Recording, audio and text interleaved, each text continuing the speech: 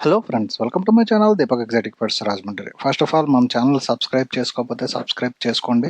ఇలాంటి different breeds and పెట్స్ని మీకు introduce చేస్తాము.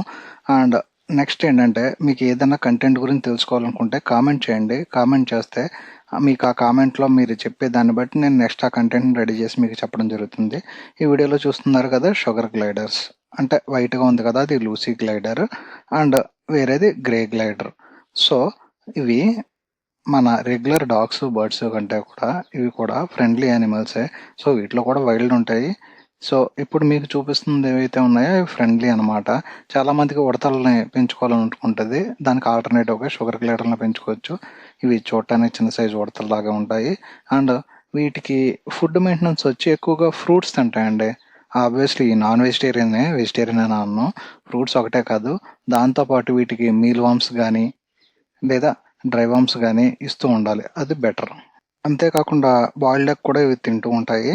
అండ్ మోస్ట్లీ వీటికి సెర్లాక్ ఉంటుంది కదా, మన చిన్నపిల్లల సెర్లాక్ అంటే ఎక్కువ ఇష్టం అనమాట. సెర్లాక్ ఫుడ్ కూడా కంపల్సరీ ఇవ్వాలి, ఎందుకంటే ప్రోటీన్ రిచ్ ఫుడ్ ఎక్కువ తింటాయి ఇవి. అండ్ వీటిలో వచ్చే వేరే క్వాలిటీ ఏంటంటే, మార్నింగ్ టైం మన అంత ఎనర్జెటిక్గా ఉండవు, నైట్ అయితే మాత్రం ఫుల్ యాక్టివ్గా ఉంటాయి.